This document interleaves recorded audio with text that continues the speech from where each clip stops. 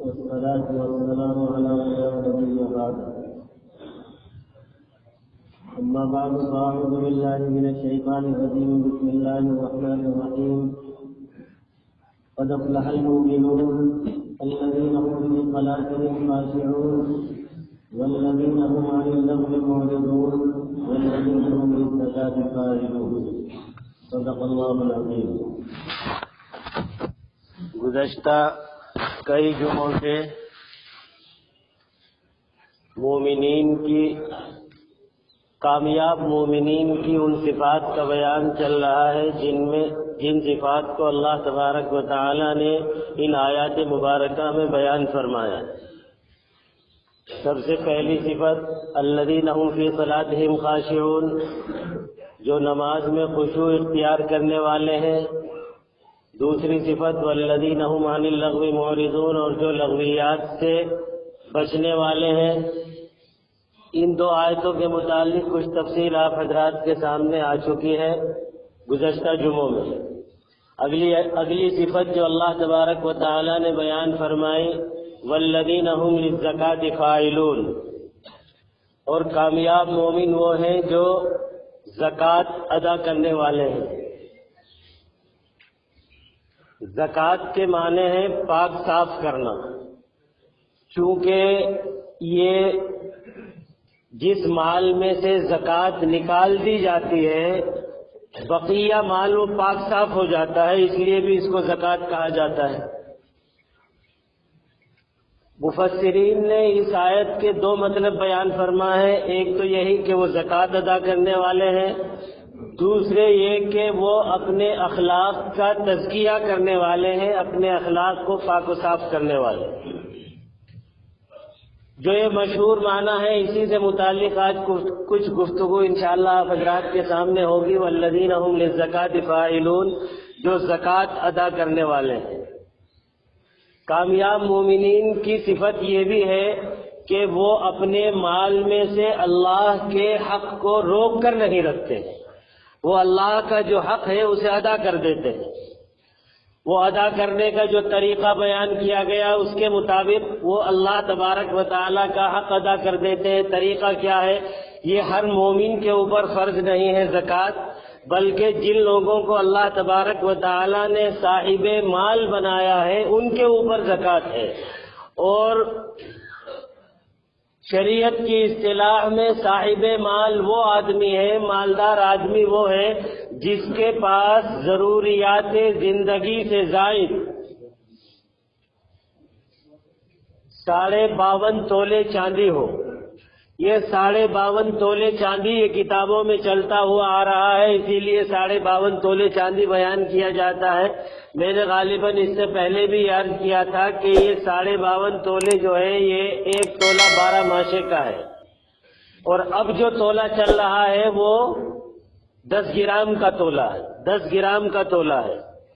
تو اس حساب سے 52.5 تولے آج کے تولے کے حساب سے گرام والے 612 گرام چاندی بنتی ہے. 612 گرام چاندی بنتی ہے، جو آج تقریباً آج کے حساب سے اگر اس کی مالیت دیکھی جائے تو تقریباً 70-71 روپے چاندی چل رہی ہے گرام کے حساب سے.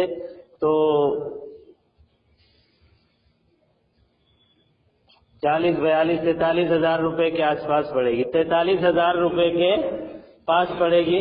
اگر اتنا پیسہ نقد ہو یا اتنی چاندی ہو 612 گرام، یا چاندی بھی نہیں ہے نقد بھی نہیں ہے صرف سونا ہے، تو سونا 7.5 تولے سونا ہونا چاہیے. اور اگر تھوڑا سا سونا تھوڑی سی نقد ہے، تھوڑا سا سونا تھوڑی سی چاندی ہے، تو پھر ایک نصاب یعنی چاندی کے نصاب کو پورا ہو جائے. اگر وہ 43 ہزار روپے کے آس پاس کی مالیت کا ہو جاتا ہے، 43 ہزار روپے کی مالیت کے آس پاس کا ہو جاتا ہے، تو گویا کہ شریعت کی اصطلاح میں وہ آدمی مالدار ہے. اب اس میں یہ دیکھا جائے گا کہ ضروریات زندگی سے زائد ہو. اب ضروریات کے اندر کیا چیز شامل ہے؟ ضروریات میں یہ شامل نہیں ہے کہ ہم نے بیٹی کی شادی کے لیے پیسے رکھ رکھے ہیں، وہ بھی ضروری ہے، نہیں جی۔ پلاٹ لینے کے لیے رکھ رکھے ہیں، مکان بنانے کے لیے رکھ رکھے ہیں، گاڑی لینے کے لیے رکھ رکھے ہیں، کسی کام کے لیے اس طرح کے اگر کسی کام کے لیے پیسے جوڑ کر کے رکھے ہیں تو وہ ضروریات زندگی سے زائد ہیں۔ ضروریات زندگی کا مطلب یہ ہے کہ آدمی کے پاس اپنا اور اپنے اہل و عیال کے کھانے خرچے کے برابر پیسے ہو، اس سے زائد جو ہے وہ ضروریات زندگی سے زائد ہے، اس سے زائد جو ہے وہ ضروریات زندگی سے زائد ہے۔ تو اب اس کا مطلب یہ ہوا کہ تقریباً اتنے پیسے تو سبھی کے پاس ہوتے ہیں، اتنے پیسے تو تقریباً عام طور پر سبھی کے پاس ہوتے ہیں۔ تو اب اس میں یہ ہے کہ 1 سال ان کو گزر جانا چاہیے آپ کے پاس۔ اس میں غلط فہمی یہ ہے کہ ہم یہ سمجھتے ہیں کہ ہر پیسے کے اوپر 1 سال گزر، نہیں، اتنا پیسہ آنے کے بعد اتنا پیسہ آپ کے پاس موجود رہے اور اس کے اوپر سال گزر جائے تو آپ صاحب نصاب ہو گئے، شریعت کی اصطلاح میں مالدار ہو گئے۔ اب مثال کے طور پر آج آپ کے پاس اتنا پیسہ آ گیا، 50,000 روپے، 45,000 روپے آ گئے، تو آج آپ صاحب نصاب ہو گئے۔ اگلے سال چاند کی 13 تاریخ کو آپ کے پاس یہ پیسے ہیں تو آپ کے اوپر زکوٰۃ فرض ہو گئی۔ اب یہ نہیں دیکھا جائے گا کہ وہ 45 پر ہی ہوئی ہے، بلکہ آج جتنے ہیں 1 سال گزرنے کے بعد بیچ میں اگر زیادہ آ گئے ہیں تو پھر وہ زیادہ کے اوپر بھی ساروں کے اوپر زکوٰۃ ہوگی۔ مثال کے طور پر 13 تاریخ کو آپ صاحب نصاب بنے تھے، لیکن 10-11 تاریخ میں آپ کے پاس 2 لاکھ روپے اور آ گئے، 2 ہی دن پہلے وہ آئے ہیں، تو وہ جو 2 دن پہلے آئے ہیں ان پر بھی زکوٰۃ دینی پڑے گی، یہ نہیں کہ ان پر الگ سے 1 سال گزر۔ صاحب نصاب بننے کے بعد 1 سال گزر جائے اور جس دن وہ سال پورا ہو رہا ہے اس دن جتنے کی آپ کے پاس مالیت ہے اس کے اوپر زکوٰۃ فرض، اس کے اوپر زکوٰۃ فرض ہے، اور یہ اللہ کا حق ہے، یہ اللہ کا حق ہے جسے ادا کرنا ہی کرنا ہے۔ اگر یہ حق ادا نہیں کیا گیا تو پھر اللہ تبارک و تعالی نے بے شمار اس کے لیے وعیدیں قرآن پاک کے اندر بھی بیان فرمائی، احادیث کے اندر بھی اللہ تبارک و تعالی نے وعیدیں بیان، اللہ کے رسول صلی اللہ تعالی علیہ وآلہ وسلم نے وعید بیان فرمائی۔ اللہ تبارک و تعالی فرماتا ہے والذین یکنزون الذهب والفضة ولا ينفقونها في سبيل الله فبشرهم بعذاب أليم۔ جو لوگ اللہ کے راستے میں خرچ نہیں کرتے اور جمع کر کر کے رکھتے ہیں ان کو آپ دردناک عذاب کی خوشخبری دے دیجئے، ان کو دردناک عذاب کی خبر دے دیجئے۔ اس دن دیا جائے گا یہ عذاب، جس مال کو اس کی کیفیت عذاب کی بنائی، جس کو جمع کر کے رکھتے تھے نا، جس کو جمع کر کر کے رکھتے تھے وہی مال پورا آگ میں تپا کر کے اس سے یوم یحمى علیہا فی نار جہنم فتکوی بہا جباہہم وجنوبہم وظہورہم ھذا ما کنزتم لانفسکم، اس کو تپا کر کے اسی آگ کو پھر انسان کی پیشانی اس سے داغی جائے گی، اس کے پہلو کو، اس کی پشت کو داغا جائے گا اور کہا جائے گا یہ ہے تیرا مال جس کو تو جمع کر کر کے رکھتا تھا۔ مطالبہ زیادہ نہیں ہے، صاحب مال سے یہ نہیں کہا کہ تو 45,000 کے 45 دے دے یا اپنی ضروریات سے زائد رکھ کر کے تھوڑا سا رکھ لے اور باقی سارا دے دے۔ صرف مطالبہ 2.5% کا ہے، 2.5% کا مطالبہ ہے۔ اگر تیرے پاس 1 لاکھ روپیہ ہے تو کتنا دینا ہے؟ 2,500 روپیہ۔ 50,000 روپیہ ہے تو دینا ہے 1,250 روپیہ۔ تو کوئی بہت بڑی چیز، کوئی بہت بڑی وہ نہیں مانگی ہے اللہ تبارک و تعالیٰ کے راستے میں، اور یہ اس لیے ہے، اس میں بھی فائدہ ہے، اس میں بھی انسان کا ہمارا ہی فائدہ ہے۔ یہ تھوڑی ہے کہ بھئی اللہ تبارک و تعالیٰ کے خزانے میں معاذ اللہ کوئی ضرور کمی پڑ رہی تھی، یہ تو ایک امتحان ہے، دنیا دارالامتحان ہے کہ یہ بندہ اللہ کو رازق سمجھتا ہے یا نہیں سمجھتا، دینے والا اللہ کو سمجھتا ہے یا نہیں سمجھتا، دینے والی ذات اپنے آپ کو سمجھتا ہے یا اللہ تبارک و تعالیٰ کو سمجھتا ہے۔ اگر دینے والی ذات اللہ تبارک و تعالیٰ کو سمجھے تو پھر اس کے دل پر کوئی تکلیف نہیں ہوگی دیتے ہوئے، یقین کامل ہوگا اس کا۔ دوسری بات، اللہ نے حدیث میں آتا ہے ایک فرشتہ مقرر کر رکھا ہے، اللہ تبارک و تعالیٰ نے اس کام کے لیے ایک فرشتہ مقرر کر رکھا ہے جو رات دن یہی دعا کرتا رہتا ہے، اللہ جو اللہ کے راستے میں خرچ کرے انہیں اور زیادہ عطا فرما۔ اور جو روک کر کے رکھے اللہ کے راستے میں خرچ نہ کرے ان کا وہ بھی لے لے جو ان کے پاس ہے۔ یہ فرشتہ یہ دعا کرتا رہتا ہے ہر وقت، یہ دعا بھی اور بد دعا بھی دونوں چل رہی ہے اس کی مسلسل۔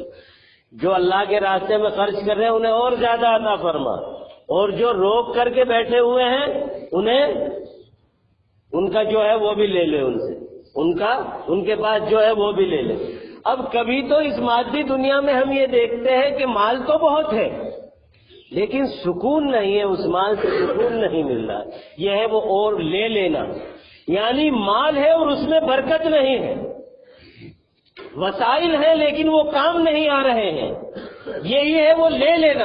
اب آدمی سمجھے بھائی ہم نے تو دیکھا اس کے پاس تو بہت ہے لیکن وہ پھر بھی اس کا کم نہیں ہو رہا، نہ کبھی زکوٰۃ دیتا ہے، اس کی زندگی میں جھانک کر کے دیکھ لے، سکون نہیں ہوگا، اس کی زندگی میں سکون نہیں ہوگا۔ اور اگر سکون بھی ہے تو بھی یہ نہ سمجھنا کہ فرشتے کی دعا نہیں ہو رہی ہے۔ اللہ تبارک و تعالیٰ نے یوں بھی کہا ہے وَأُمْلِي لَهُمْ إِنَّ كَيْدِي مَتِينٌ، ہم پہلے ڈھیل دیتے رہتے ہیں۔ اگر اللہ تبارک و تعالیٰ کی بغاوت پر انسان کو کوئی پکڑ نہ آئے اور کوئی گرفت نہ آئے تو یہ اللہ تبارک و تعالیٰ کا سخت ترین عذاب ہے دنیا کے اندر۔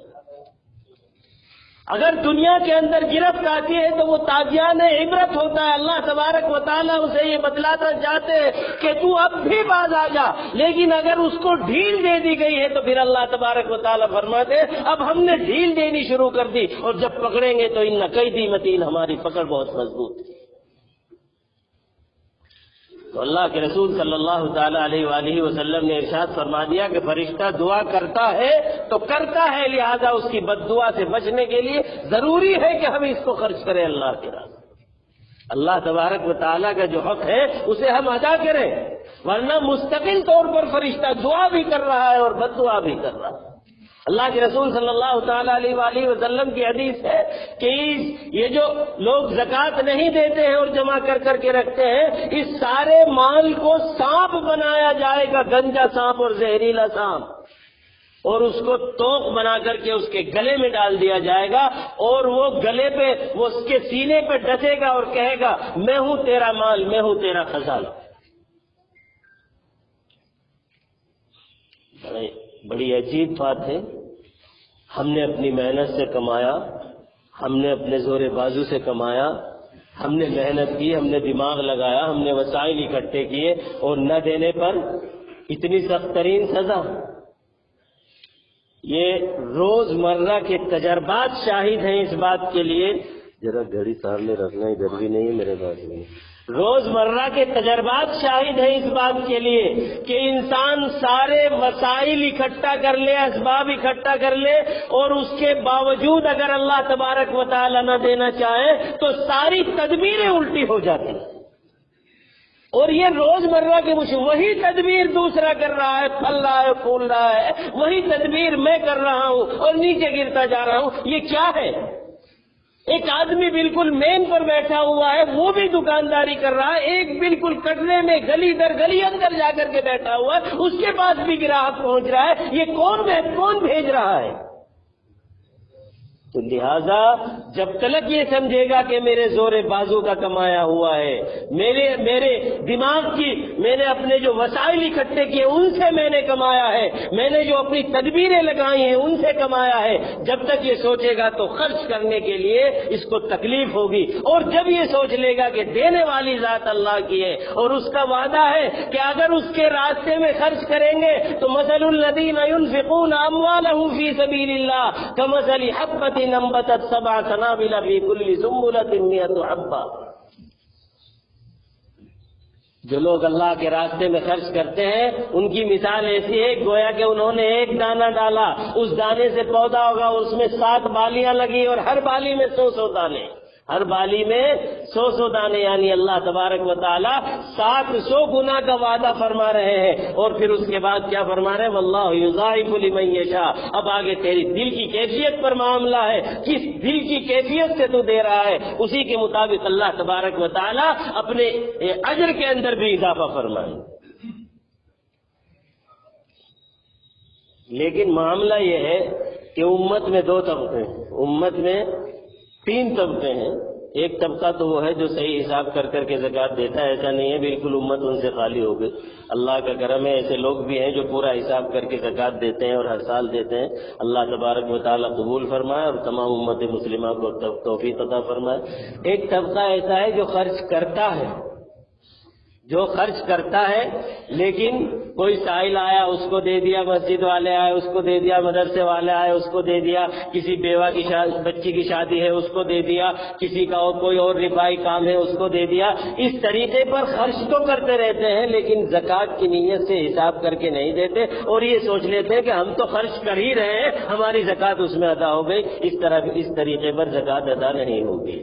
اس طریقے پر زکوٰۃ ادا نہیں ہوگی. زکوٰۃ یہ جو اللہ تبارک و تعالیٰ نے فرمایا مثل الذین ينفقون اموالهم فی سبیل اللہ، اللہ تعالیٰ ساتھ میں یوں بھی تو کہہ سکتا تھا سیدھا ایک بات کہ 700 گنا ملے گا. اتنا گما کے ایک بیج ڈالا، پھر اس سے ایک پودا ہوگا اور اس پر 7 بالیاں لگی، ہر بالی میں 7 دانے. اس لیے اللہ تبارک و تعالیٰ نے اس مضمون کو اتنا پھیلایا کہ جو بیج زمین کے اندر بویا جاتا ہے اس میں 3 خاصیتیں ہونا ضروری ہے. 3 خاصیتیں ہونا ضروری ہے. ایک تو یہ کہ وہ بیج بالکل صحیح سالم ہو. دوسری بات، پھر اس بیج کو جس جگہ پر ڈالا جا رہا ہے زمین کو نرم کر کے ہموار کر کے پھر اس بیج کو ڈالا جائے، اور پھر اس بیج کو ڈالنے کے بعد پھر اس کی حفاظت بھی کی جائے، تب جا کر کے وہ کھیتی اگتی ہے، تب جا کر کے پودا اگتا ہے اور تب جا کر کے وہ پودا پھل دیتا ہے. تو اسی طریقے پر اللہ کے راستے میں جو خرچ کیا جا رہا ہے مال بالکل اصلی اور پیور ہونا چاہیے. پیور کا مطلب ملاوٹ نہیں ہونی چاہیے، اس میں حرام کا مال نہیں ہونا چاہیے، بالکل حلال کا مال ہونا چاہیے. دوسری بات یہ ہے کہ حلال کا ہونے کے ساتھ ساتھ جہاں دے رہے ہو وہ جگہ بھی صحیح ہونی چاہیے، وہ جگہ بھی مصرف ہونا چاہیے کہ یہاں پر زکوٰۃ لگتی ہے. اب زکوٰۃ کے مصارف کیا ہیں یہ ایک لمبی بحث ہے، پھر انشاءاللہ رمضان المبارک میں اس بارے میں آپ حضرات کے سامنے تفصیل آتی رہتی ہے.